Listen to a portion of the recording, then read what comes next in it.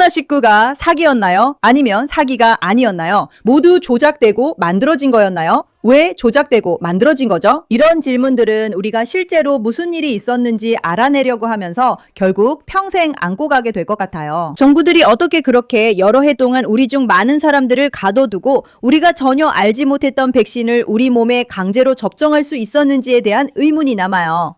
이제 여기 계신 대부분의 팔로워분들이 코비드19와 관련해 일어났던 모든 일들에 대해 어떻게 느끼는지 저도 잘 알고 있어요. 그리고 저 역시 여러분과 같은 생각이에요. 하지만 저는 항상 진짜로 정말로 무슨 일이 일어났는지 이해하려고 노력하고 있어요. 그래서 그런 거예요. 제가 X를 열었을 때 툴시 게버드의 이 믿기 힘든 보고서를 발견하고 정말 깜짝 놀랐어요. 왜냐하면 그녀가 쓴 것처럼 오늘 제가 국가정보국장으로서 마지막 날에 저는 지금까지 공개된 적 없는 연락 기록과 문서들을 공개하고 있는데 이 문서들은 파우치 박사가 미국 납세자들의 돈 수백만 달러를 위험한 기능 획득 연구에 지원했고 우한 연구소에서 정치적으로 이용되는 요소들과 함께 일했다는 것을 드러내고 있어요.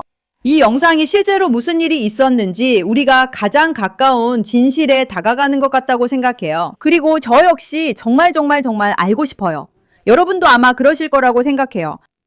코로나19 팬데믹 이전에 파우치 박사는 미국 국립 알레르기 전염병 연구소 소장으로서 우한 바이러스 연구소에서 닥지 코로나 바이러스에 대한 위험한 기능 획득 연구를 지원하기 위해 미국 납세자들의 세금 수백만 달러를 제공했어요.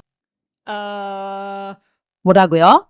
푸시백에 오신 걸 환영합니다. 저는 진행자 메이라 K입니다. 우리는 파우치 박사 같은 미친 사람들에게 맞서고 있습니다. 그러니까 구독 버튼을 누르거나 이 영상을 홍보하거나 알림벨을 켜세요. 그래야 우리 세상에서 일어나는 다음 미친 일에 대해 함께 이해하려고 할 때 바로 알 수 있거든요. 환영합니다. 이제 여러분도 우리 운동의 일원이 되었고 여러분을 여기서 만나게 되어 정말 기뻐요. 그리고 이 영상 정말 심각해질 것 같지 않나요? 이 연구는 이제 널리 팬데믹을 촉발시킨 의도치 않은 실험실 유출의 근원으로 여겨지고 있습니다. 이제 트럼프 대통령의 최대 투명성 지침을 지원하기 위해 오늘 제가 국가정보국장으로서 마지막 날에 파우치가 정보기관의 정치화된 직업 관료 수뇌부와 어떻게 협력했는지 정확히 드러내는 지금까지 공개된 적 없는 통신 기록과 문서들을 공개합니다. 그의 행동, 바이러스의 실험실 유출, 기원, 그리고 우리를 이끌었던 그의 역할에 대한 진실을 숨기기 위해서였습니다. 특정할 수 없는 피해와 수많은 생명 손실을 초래한 이 위험한 연구에 대한 자금 지원이었습니다. 좋아요. 우리가 이게 실제로 무엇을 의미하는지 깊이 들어가기 전에 제가 정말 흥미롭게 생각하는 건 항상 정부가 모든 것을 통제한다는 음모론에 대해 이야기하는 쪽이 좌파라는 점이에요.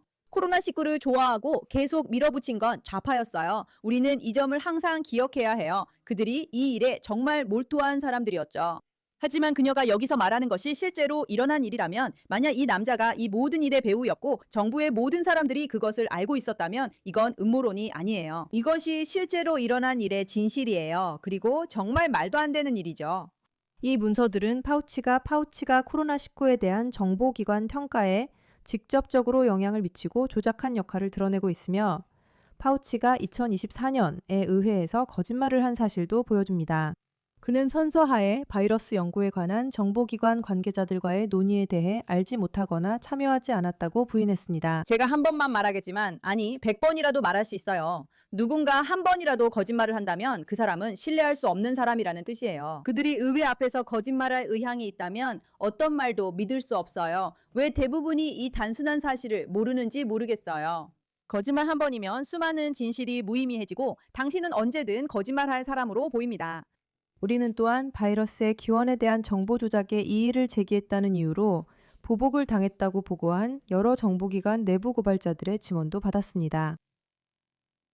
저는 그게 싫어요. 정말 싫어요. 누군가가 정보를 밝히려고 할 때 더 많은 권력을 가진 사람들이 그들을 방해하는 건 정말 싫어요. 그건 절대 그래서는 안 되는 일이에요. 이게 우리 모두에게 너무나도 명백한 일 아닌가요? 다시 한번 반대 의견을 억압하고 비판자들을 침묵시키며 진실을 은폐하는 명확한 패턴이 드러났습니다. 파우치 박사는 정보기관과의 긴밀한 관계 덕분에 자신을 감시로부터 보호해주는 세 가지 핵심 역할을 맡을 수 있었습니다.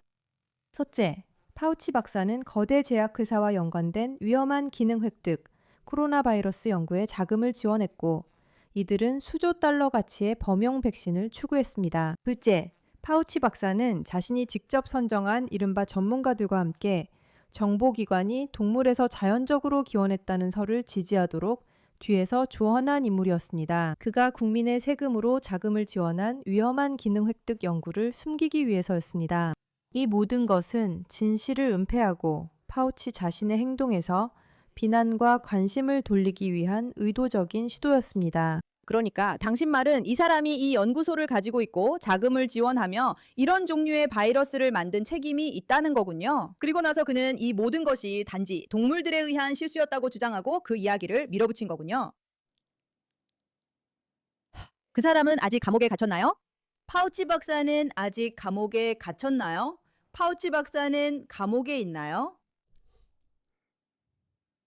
아니요, 그는 감옥에 있지 않아요. 그는 감옥에 있지 않아요. 그는 감옥에 있지 않아요. 세 번째로 파우치 박사는 나라를 대표하는 팬데믹 논객이 되었고 그는 모든 가능한 플랫폼을 이용해 거짓말과 허위 정보, 검열을 공개적으로 조장했습니다. 이제 이번에 공개된 수백 통의 검토된 이메일에 따르면 정보기관은 거의 항상 파우치 박사의 권고를 반영했습니다. 그는 자신이 출판을 도운 허위 논문을 정보기관이 참고할 수 있는, 신뢰할 수 있는 정보인 것처럼 홍보했습니다. 당신이 화가 났는지는 모르겠지만 지금 이걸 보며 깨달았어요. 그리고 이 이야기를 늦게 알게 된 걸 수도 있어요. 저는 2년 동안 갇혀 지냈고 평생 갈 수도 있는 건강 문제까지 생겼어요. 그 터무니없는 일 때문에 한 남자가 실수를 했는데 그걸 인정하는 대신 숨기려고 해서 저는 제 몸에 억지로 주사를 맞아야 했어요. 모두가 저한테 말하려는 게 그거예요. 학교, 아이들, 사회와 경제적 파탄, 코로나 이후에 일어난 모든 일이 한 남자가 실수를 했고 그걸 인정할 용기가 없어서 그냥 아무 일도 없었던 척 하려고 했기 때문이라는 거예요. 제가 지금 그 얘기를 듣고 있는 거예요. 제가 제대로 이해하고 있는 거 맞아요? 그게 우리가 아는 거라면 이 여자애는 정말 화가 날 거예요. 수석 분석가는 파우치 박사를 정책 위반자가 아니라 진짜 코로나 바이러스 전문가들에게 편견 없이 안내해주는 사람이라고 칭찬했어요. 하지만 파우치의 주장에 반대할 수 있는 전문가들은 일부러 무시했죠. 그런데 파우치 박사는 거기서 멈추지 않았어요. 그는 2024년 코로나 바이러스 팬데믹에 관한 하원 특별소위원회에서 증언할 때 선서하에 의회에서 대놓고 거짓말을 했어요. 자신이 코로나19에 관해 어떤 정보기관과도 이야기한 적이 없다고 부인했죠. 오늘 제가 공개하는 서신은 그의 선서 증언과 정면으로 모순됩니다. 이제 우리는 여러 내부 고발자들로부터 진술을 받았는데 이들은 파우치 박사의 코로나19 기원 결론에 도전한 정보 분석가들이 보복 위협과 소외를 당했고 많은 이들이 경력에 타격을 입었다고 밝혔습니다.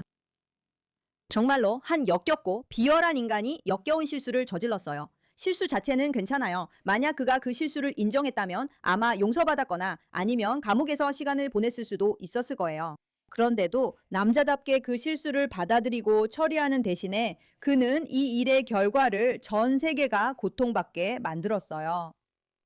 사람들은 여기 뭔가 잘못됐다고 말하려다가 직장을 잃거나 경력에 타격을 입기도 했어요.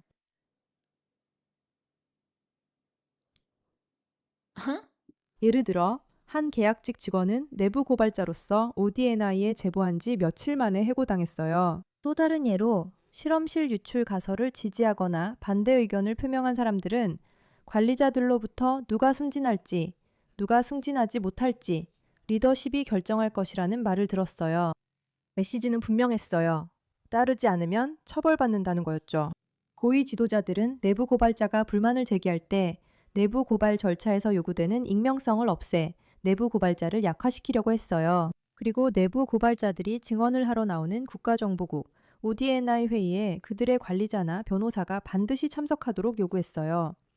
이것은 분명히 위협적인 분위기를 조성하는 것이었죠. 코로나19 팬데믹은 수백만 명의 미국인들과 전 세계의 셀 수 없이 많은 사람들에게 엄청난 고통과 어려움을 안겨주었어요. 수년간 거짓말과 검열, 은폐가 이어진 뒤 미국 국민들은 이제 투명성과 진실, 책임 추궁을 받을 자격이 있습니다.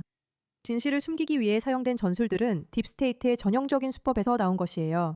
파우치 박사와 같은 정치적으로 자기 이익만을 추구하는 지도자들은 자신의 잘못과 권력 남용을 은폐하고 정보를 조작하며 의회에 거짓말을 하고 나라를 안전하게 지키기 위해 꼭 필요한 중요한 사실에 대한 접근을 제한함으로써 정당하게 선출된 대통령을 약화시켰어요.